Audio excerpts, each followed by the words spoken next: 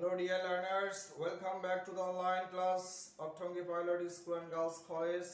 Dear students, how are you doing? Hope you are doing well. I am also okay by the grace of Almighty. First of all, I would like to pay my heartiest gratitude to our honorable principal, Mr. Alauddin Mia, for organizing such kind of online classes for the betterment of the students. Today I have again appeared before you with a very important item, right from verbs. In my previous classes, I discussed on the rules of right form verbs. I mean the top 10 rules of right form verbs. And after exercising these top 10 rules, you can easily solve the right form verbs very easily. Okay, dear students, let's go to our whiteboard.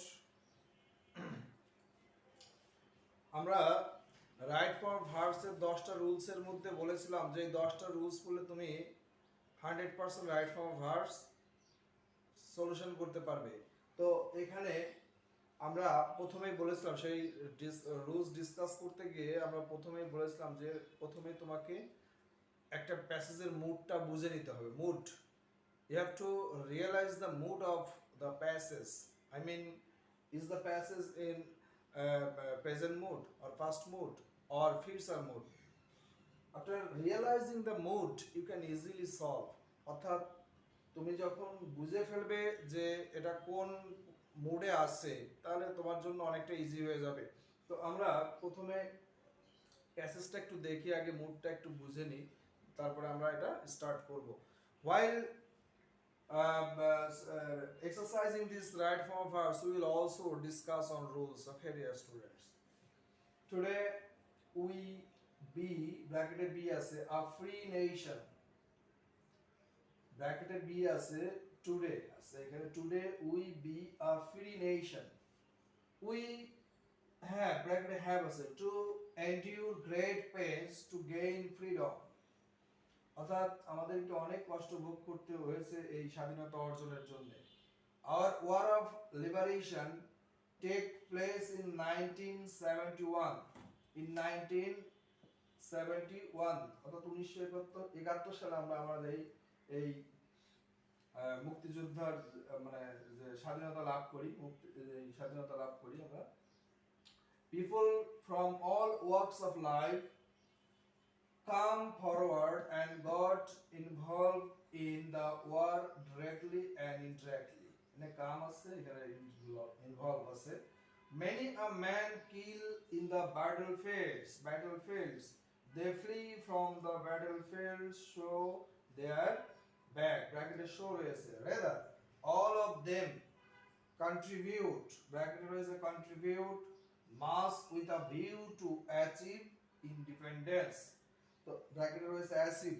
তো আমরা দেখলাম এখানে যে ঘটনাটা দেওয়া হয়েছে এটা আমরা যে পাস্ট মুডে, কারণ 71 সালে যুদ্ধ হয়েছিল, সেই যুদ্ধের উপর বেস করে এখানে যদি তুমি বুঝতে পারো যেটা পাস্ট মুডে দেওয়া আছে এবং প্রথম সেন্টেন্সটা টুডে দিয়ে, এখন এটা তো একটা প্রেজেন্ট মুডে রয়েছে প্রথম লাইনটা। তো আমরা পরের গুলো দেখলে বুঝবো যে এটা পাস্ট মুডে রয়েছে। তো যাই হোক, আমরা তাহলে শুরু করি। প্রথমটা কি হবে আমরা দেখি। Today we be a free nation. এই টুডে থাকার কারণে আমরা জানি যে প্রথম রুলসটা ছিল যে কোনো সেন্টেন্সে যদি নিত্য নৈমিত্তিক অর্থাৎ ডেইলি অ্যাফেয়ার্স কোনো ওয়ার্ড থাকে বা নিত্য নৈমিত্তিক কোনো শব্দ থাকে, যেমন today, today, regularly, daily, occasionally, usually, normally, হ্যাঁ, এই ধরনের শব্দ, অফেন, অলওয়েজ, এই ধরনের শব্দ থাকলে আমরা প্রেজেন্ট ইনডিফিনিট টেন্সে করে থাকি, প্রেজেন্ট ইনডিফিনিট টেন্সে। তাহলে আমরা এখানে দেখব যে প্রথমটা এ নাম্বারটাই আছে, তাহলে আমরা প্রথমে এ নাম্বারে কি দিতে পারি, we are A free nation.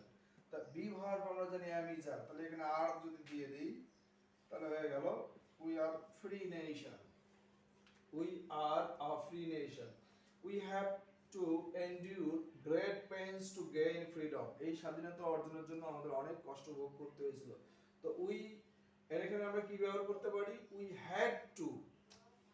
We had to, আমাদের অনেক কষ্ট, we had to endure great pains to gain freedom, এই স্বাধীনতা অর্জনের জন্য অনেক কষ্ট ভোগ করতে হয়েছিল। আমরা তাহলে এখানে হ্যাড ব্যবহার করতে পারি, তাই না? Our War of Liberation take place in 1971, দেখো অতীত নির্দেশক কোন শব্দ থাকলে আমাদের ওই 10টা রুলস এর মধ্যে ছিল যে অতীত নির্দেশক কোন শব্দ থাকলে আমরা সেখানে পাস্ট ফর্ম, ভার্বের পাস্ট ফর্ম ব্যবহার করব। তাহলে এখানে our War of Liberation took, এখানে সি নাম্বারে আমরা took ব্যবহার করতে পারি, take এর past form took, we took place, liberation took place, our war of liberation took place in 1971, এটা লিখতে পারি। people from all walks of life, D নাম্বারে কি হবে, come forward and got involved in the war, অর্থাৎ came forward, কামের past form কি, came, অনেক মানুষ এই যুদ্ধে অংশগ্রহণ করেছিল, সব মানুষ, সমস্ত শ্রেণীর মানুষ, came forward and got, আমরা এই যে ই নাম্বারের রুলসটা দেখব, এখানে গট আছে, get, got, gotten, have, has, had, এরপরে সবসময় ভার্বের থার্ড ফর্ম বসে। আমরা ভার্বের থার্ড ফর্ম কোথায় বসে সেই রুলস আছে, সেখানে বলেছিলাম। তো এখানে তাহলে ই নাম্বারটাতে আমরা এখানে লিখব involved,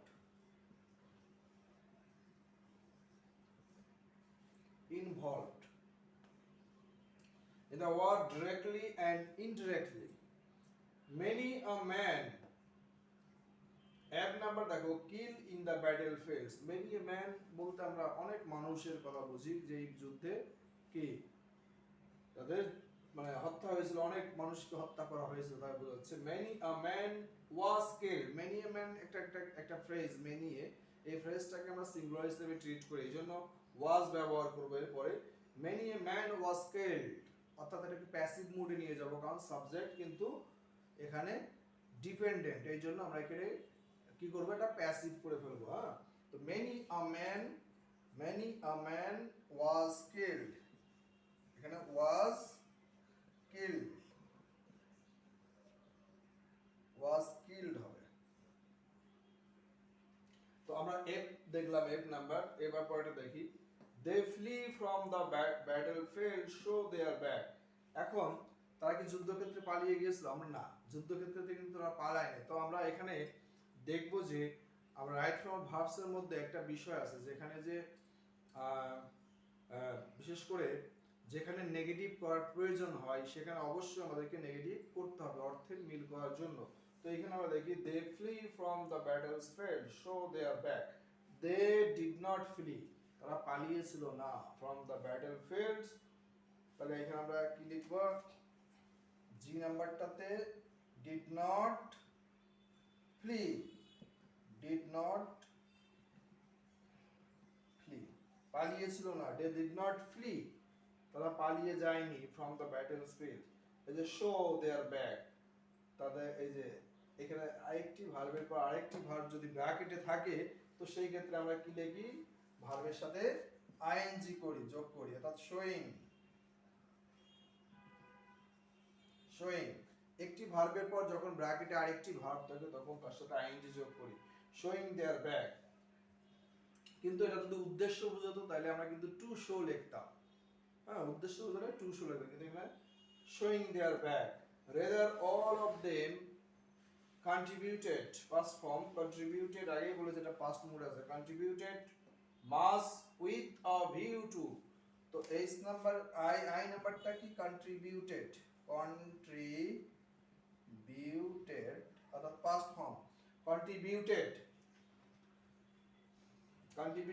mass with a view to, এটা একটা প্রিপজিশনাল ফ্রেজ। আমরা জানি যে প্রিপজিশনস বা প্রিপজিশনাল ফ্রেজের পরে যদি কোনো ভার্ব থাকে, সমস্ত প্রিপজিশনস এবং প্রিপজিশনাল ফ্রেজের পরে ভার্ব থাকলে তার সাথে আইএনজি হয়, শুধুমাত্র দুইটা প্রিপজিশন ছাড়া, সেই দুইটা কি কি বলেছিলাম, টু এবং ইন অর্ডার টুর পরে সবসময় ভার্বের বেস ফর্ম বসে, তাই এখানে আমরা বেস ফর্ম ব্যবহার করব না, কারণ উইথ এ ভিউটা একটা প্রিপজিশনাল ফ্রেজ রয়েছে, এজন্য আমরা ভার্বের সাথে আইএনজি যোগ করব। তাহলে যে নাম্বারটা কি হবে, অ্যাচিভিং, তাই না, অ্যাসিভ ভার্বের সাথে আইএনজি, অ্যাচিভিং ইন্ডিপেন্ডেন্স।